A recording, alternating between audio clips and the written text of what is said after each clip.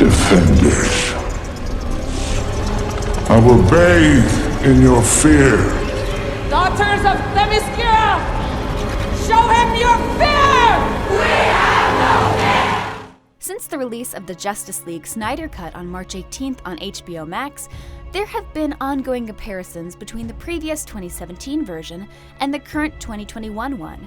This is Watch Culture, and for today's video, we'll talk about if Zack Snyder's Justice League is actually worth the hype.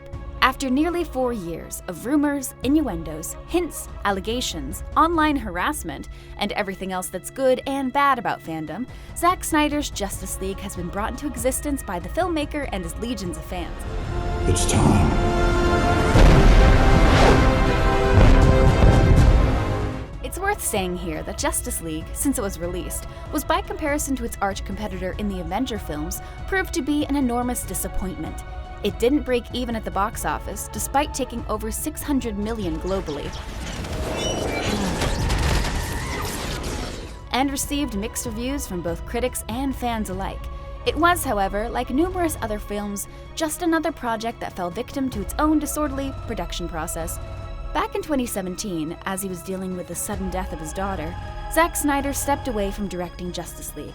For quite some time, Snyder's die-hard fans have demanded to see his version of the film. Whedon's cut of Justice League also earned significant fan backlash for watering down Snyder's original vision of a particularly dark, gritty Justice League film. Having previously worked on Avengers films, he brought the same approach to Justice League's post-production, not only recutting the movie, but overseeing reshoots that brighten the film significantly. Whedon's alterations added more humor and a lighter, more family-friendly feel to the movie, both tonally and visually. In an interview, Snyder said, "You probably saw 1/4 of what I did," in reference to the 2017 version. The Snyder Cut is currently being described as being the director's most broadly appealing movie, with many fans now calling for Warner Bros. And DC to #restore the Snyderverse. Zack Snyder's Justice League clocks in at almost 4 hours flat. Fans have called it an hour for each year they waited for the movie to be released, but it's a time commitment in the least, if nothing else. It has a 78% score on Rotten Tomatoes, 38 points higher than the earlier version.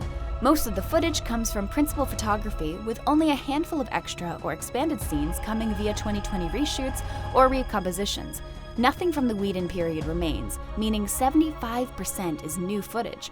The structure of the movie remains largely the same. It was meant to unite major DC Comics superheroes, Batman, Superman, and Wonder Woman, with newcomers like Aquaman, Cyborg, and The Flash.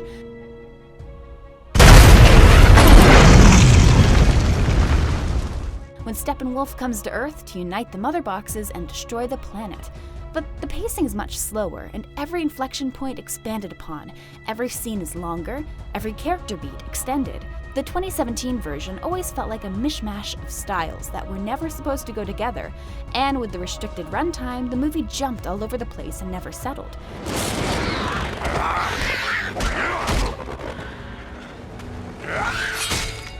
However, since this is a cohesive continuation of Snyder's tone and the world, the movie now flows better and is approved by being fleshed out and given room to breathe due to the extended runtime. Snyder's cut promises a darker tone, a moodier aesthetic, revised villain dynamics, and probably significantly less humor.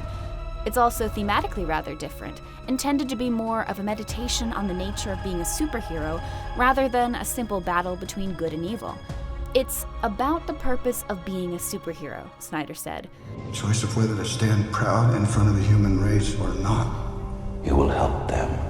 The story and several of the characters are developed much more than they ever were in the 2017 edition.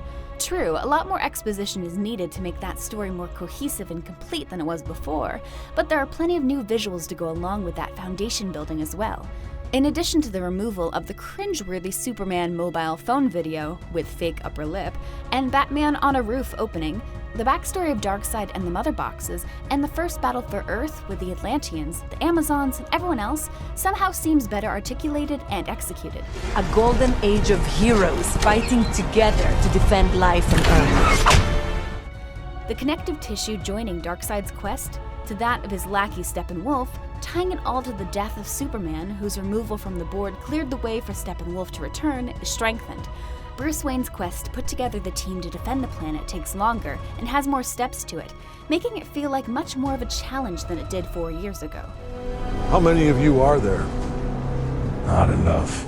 The new and improved Steppenwolf, who feels more like a formidable, world-threatening villain, and the Flash, also gets a sweet and funny new introduction with Iris West, while Cyborg's backstory and relationship with his father is considerably extended, adding an emotional weight to his arc. For ride or die Snyder fans who have waited for the release with #tagged anticipation, then Zack Snyder's Justice League delivers on almost all of its promises. It almost goes without saying that those who aren't fans of Snyder's style or his previous DC offerings won't find anything in this movie to change their mind. There are copious slow-motion sequences, CGI-heavy and over-stylized set pieces. The story and characters in this Justice League are still ill-served by the way the film was conceived in the first place. Even though our heroes are overall given more to do, this is still a movie that has to introduce 3 of those heroes, their backstories, and their worlds in one movie. Put alongside the corporately mandated 2017 theatrical version, with its inconsistent framing, shot-to-shot, incomplete CGI, and out-of-place sexual jokes, there's no competition. Even with its unprecedented length, there's very few aspects at all that could be said to not be improved upon. Most of the standout moments from Whedon's Justice League cut originate from Snyder's footage, so are either presented identically or with more tone-fitting visuals and placement. However, in both versions, there's no sense of culmination or victory in seeing them together like there was in the Avengers. But from an artistic standpoint, the Snyder Cut is an inherently more complete work. Zack Snyder's Justice League won't appeal to everyone, and that's fine. It didn't need to. For better or for worse, Zack Snyder's Justice League is 100% his vision, down to the cliffhanger ending that shows off more of his nightmare idea, which will likely leave fans calling for more. Between the 2017 and 2021 versions, Zack Snyder's Justice League shows how the same fundamentals can result in 2 vastly different products, and how studio meddling can completely alter a picture's vision and intent. With all that being said, you will find yourself admitting that it's a huge improvement on the original version, and definitely worth the hype. If you liked this video, then make sure to give it a thumbs up and subscribe to our channel for more interesting videos in the future.